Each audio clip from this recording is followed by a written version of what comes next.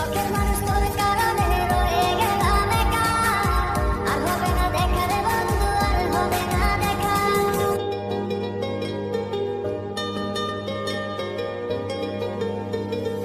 অন্তরেতে কিসের জ্বালা বলিব যে কারে, শখের মানুষ আঘাত দিল